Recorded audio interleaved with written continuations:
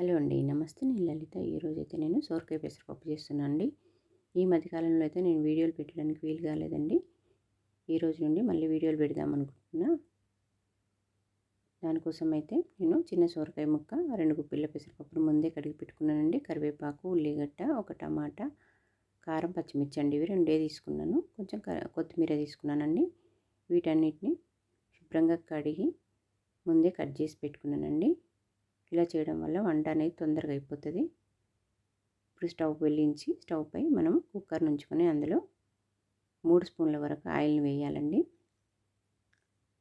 ఇది బ్యాచిలర్స్ కూడా చాలా ఈజీగా చేసుకోవచ్చండి. ఆయిల్ వేడయ్యాక అందులో ఎండుమిర్చి, ఆవాలు, జీలకర్ర వేసి వేగినాక ఉల్లిగడ్డలు, పచ్చిమిర్చి, కరివేపాకు, 2 వెల్లుల్లి, నల్లకొట్టిన వెల్లుల్లి అండి, కాస్త కొత్తిమీర కట్ చేసి పెట్టుకున్నాం కదండి, అది కూడా వేసి పోపును ఒకసారి అంతా ఫ్రై చేయాలండి. పోపు చక్కగా ఫ్రై అయితే కర్రీలు అనేటివి చాలా రుచిగా ఉంటాయండి.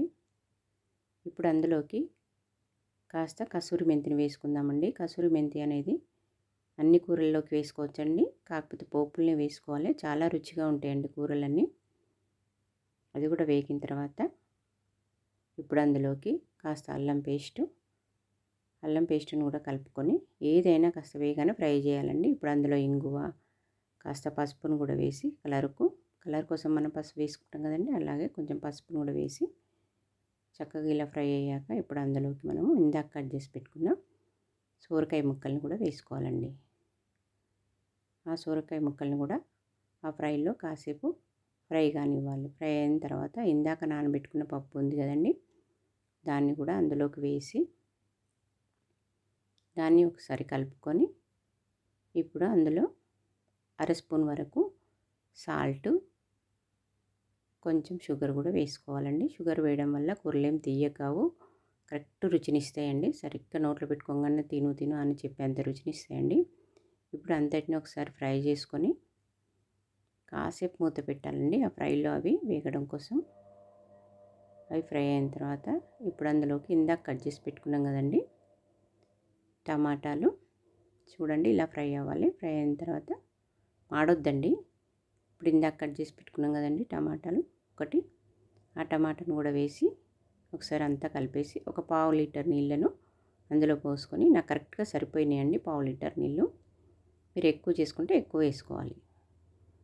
అంతటిని కలిపేసి ఒకసారి ఉప్పు కూడా చూసుకొని, నాకైతే ఉప్పు కూడా కరెక్ట్గా సరిపోయిందండి. 3 విజిల్లు వచ్చే వరకు స్టవ్ పై కుక్కర్ ఉంచాలండి. ఇది మా గార్డెన్ అండి. బోగన్విల్లాస్ భలే పూసాయి కదండి. కొన్ని మొక్కలైతే ఉన్నాయండి నా దగ్గర. ఇదివరకు ఎక్కువ గార్డెన్ ఉండేది, ఇప్పుడు చాలా తక్కువ అయిపోయింది. నేను రైస్ పెట్టుకుంటున్నానండి పక్కన స్టవ్ పైన. మేము రైస్ అయితే గంజి వంచుకొనే వండుకుంటామండి గిన్నెలో. ఇప్పుడు 3 విజిల్లు అయిపోయినాయండి.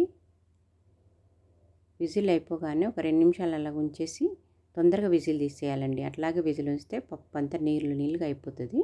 తొందరగా విజిల్ తీయడం వల్ల ఇలా పప్పు భలేగా ఉంటుందండి. చూడండి, చూస్తేనే తినాలనిపిస్తుంది కదా.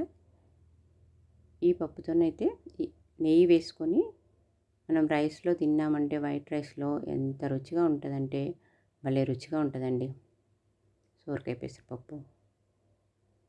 ఇది జొన్న రొట్టెలోకి, గోధుమ రొట్టెలోకి, దేంట్లోకైనా చాలా బాగుంటుందండి.